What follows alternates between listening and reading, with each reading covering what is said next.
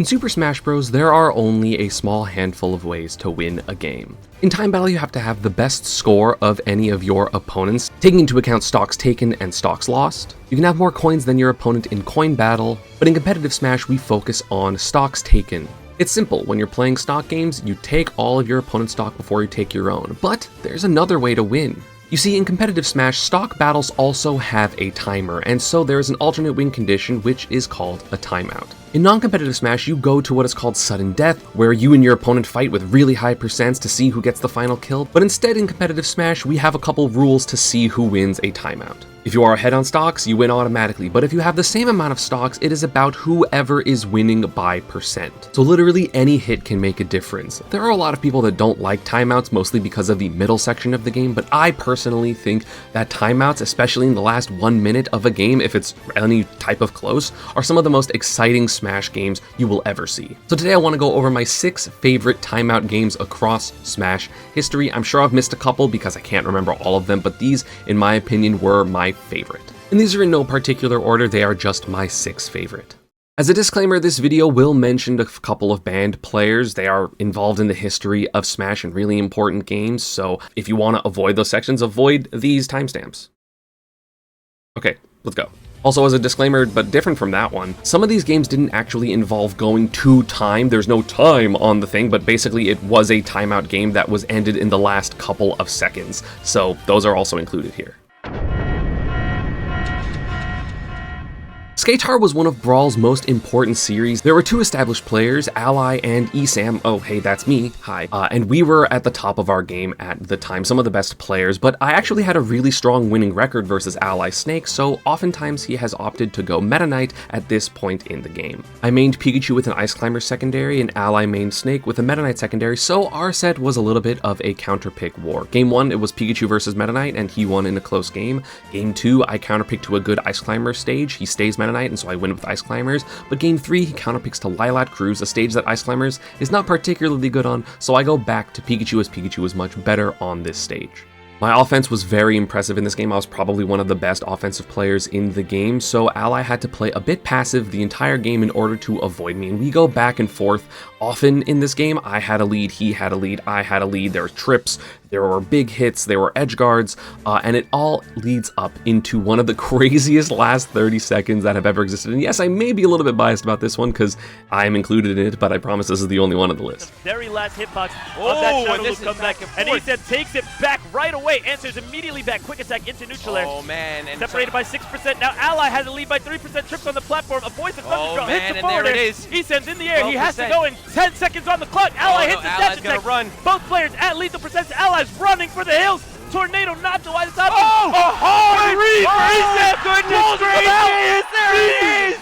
What is that? Read? The hardest read. Close it out. And you talk 3 about seconds holding on the your clock. composure. Oh. For reference, SKTAR 3 was one of the last important Brawl tournaments. Smash 4 had already been announced, so it was a really big deal to do well at this tournament. It was a great way to send off the game that had given me basically my competitive career's beginning, because in Melee I was like fine. I mean, I was good in this era, like I was top 100 in this era, but it's not like I was ever like top 8ing majors or anything like that. So Brawl definitely was my best game competitively to date. And also this tournament had Melee and PM. I actually got, I think, 4th in PM at this tournament as well, so I had a good tournament, but this game was probably my favorite of all of them. And if you enjoy this type of retrospective video, please don't forget to subscribe to the channel. I would appreciate it. Let me know if this is something that you like. I personally find it fun to kind of look back at the history of the games, so knowing that you enjoy it and support it really would mean a lot. The Big House 10 was a legendary Melee tournament. I don't know if it still is, but it was at the very least at the time considered the most stacked Melee tournament of all time, with more MI or whatever Melee ranked top 100 players than any other tournament, including Genesis's, including whatever other majors you want to consider, won by a player that had never won a major before in aMSa. It was his first major victory. Melee majors don't come around as often for my Ultimate viewers, like we have majors every week, every other week, but Melee has maybe a handful of majors a a year, maybe 5 or 6 majors an entire year. So making a splash at 1 is absolutely huge. aMSa's opponent in this timeout was none other than the wall of Hungrybox. Hungrybox had an early set lead against the red dinosaur, but aMSa learned, hey, I can't really just fight Hungrybox straight up. I have to play a little bit more of this bait and punish style with my speedy Yoshi, and he did so. A couple of their sets had already gone to some timeouts in their history, but Big House was definitely the biggest one, because this match was to make winners top 8, which would be huge for either player. And let's see how aMSa takes it. Time, ladies and gentlemen. No. Oh no. my goodness. The X 52. Oh my 52%. goodness. aMSa surviving. And by the way, Leffin out of the bracket. Oh, the fourth match. He's gonna wait on that angel platform. You know he's gonna wait on that angel platform. You know 52%. Hey, I'm just gonna say it. Hbox needs to make a rest happen. That's the only way. Hbox needs a rest. He needs a rest. 52% tote. This is not tenable. This is not tenable. 65% tote. It can't be done. It can't be done. It's over. 5, 4, aMSa 3, has done it. 2, 1. You noticed the timer at 90 seconds left, and it just hit me like a ton of bricks. This set was so important for his run at the tournament because after this he got generally much more comfortable matchups against Sunsei's Fox, who probably doesn't have a lot of Yoshi experience, and then Mango, who aMSa had a very good record with overall. Also, just to put it here, the last combo of this tournament, one of the sickest ever. I'm a huge fan. aMSa, such a nice guy. I love that dude. And he just was fantastic at this tournament, and the timeout win over Hungrybox, I feel like, kind of got his momentum to winning the entire event. This next one is probably the least influential of any of these timeouts, but it's just one of my personal favorites because it is just absolutely insane. In Smash, there are very few moves that heal you. Most of your moves either do nothing if they whiff or do damage to your opponent. There are very few moves that heal you, but Wii Fit Trainer in Smash 4 and Smash Ultimate is the exception, with 2 moves healing Wii Fit Trainer: fully charged neutral B and fully charged down B. Pac-Man, one of the most campy characters. Sinji, the campiest of all the Pac-Man players, versus John Numbers, one of the campiest Wii Fit trainers. This oftentimes went to time in New York City locals, but this one is my absolute favorite because it's just so funny. Check it out. No, I don't even remember anymore. I don't care. No! Sinji's gonna get timed out! No! Uh-oh. Uh-oh. He going deep. Uh-oh. Uh-oh! Oh! Oh! Oh! Run, Sinji! Sinji, run! Oh no, he can heal it! He can heal! Like, I don't blame Sinji here at all. Normally, when you are winning, you can just run away and win the game because your opponent literally cannot hit you at the end, but being able to heal under the percent to win the timeout is so funny. I love this one. Again, way less impactful or influential than the other tournaments. There's no major. This was literally just a local tournament, but it is so unique because healing under percent is something that basically can never happen in competitive Smash, except in this exact instance. So shoutouts John Numbers. Dabuz is known as one of the campiest players that has ever existed in Smash, and Mr. R is the face of unfortunate things happening to him. But if you're fighting against Dabuz, you either have to have amazing rushdown or play his game better than him. But at shots fired 2, Mr. R was on the road to winning in a Game 3 situation, so he was so close to winning, I think, his first set versus Dabuz, because Dabuz had got a couple of amazing comeback wins against him. But as time got closer and as Rosalina had more and more percent, rage became more of a factor, and rage with Luma can cause some silliness. He doesn't get hit by a random up smash, he's good. Oh, and he wants it, just do it. I would just do it. Let's go to the wants it. Oh no!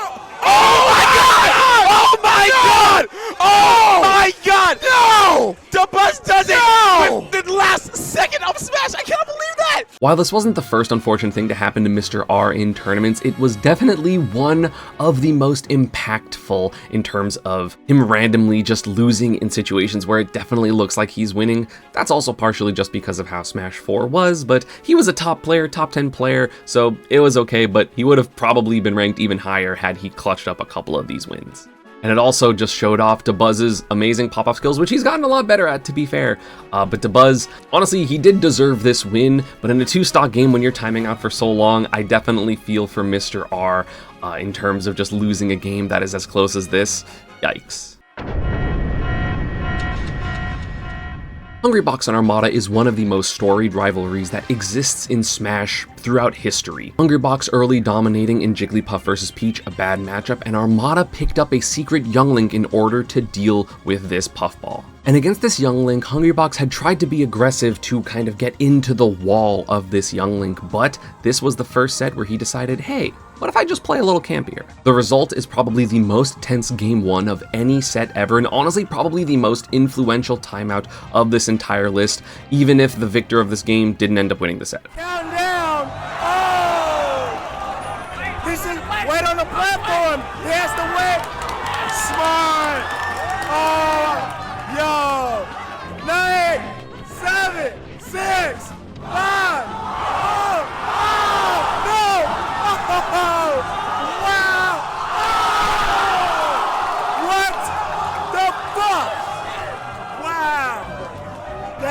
Amazing. I specifically remember this being very important because it was kind of the turning point for Hungrybox to start, taking the Young Link a little bit more seriously in terms of counterplay. So we came to the top Brawl players of me and Sabric and was like, hi, how do I beat this stupid Young Link? And I remember me and Sabric just kind of both coaching him to go, hey, you should play this matchup like Brawl more than like Melee, and just kind of play the slow, neutral, only get a couple hits at a time and force him to come to you, as opposed to just kind of trying to play Melee against a character that clearly is not letting you in. Again, Hungrybox ended up becoming successful versus the Young Link, which is why Armada ended up pivoting over to Fox for the counter pick, which again has their own history towards that with, the EVO 2016 and the GTX and all the wins that Armada has that I don't remember as well because I wanted Hungrybox to win most of them. Like, people don't really talk about it, but there was a second timeout in this set. It was just a little bit less close, so it's less memorable than the 1% victory of Game 1. But in Melee, a game with pretty few timeouts, especially timeouts against top-level reps of a bunch of different characters, this one was pretty influential. If there was a matchup that Brawl was going to have timeouts in, it was Diddy Kong versus Meta Knight. Diddy Kong, a menace on the ground with arguably the best ground control of any character in the game due to both of his bananas existing, with long dribble combos, it was incredible. And Meta Knight, a character that didn't want to deal with that and wanted to stay in the air. So it was very much a battle of the unstoppable force of Meta Knight versus the immovable object of Diddy Kong. And this matchup provided arguably the best timeout on this list. I think it's personally my favorite, even though I'm not putting it at the very end of the video, and that was ADHD versus Zero at SKTAR 2. ADHD was known as the best Diddy Kong, but he didn't travel all the time, so his tournament performances were a little bit sparse, and Zero at the time wasn't the best Meta Knight, but he was definitely one of the best, becoming one of the best in the last couple of years of Brawl. It looked like he was going to have a great tournament run, and then... a little bit... Oh no.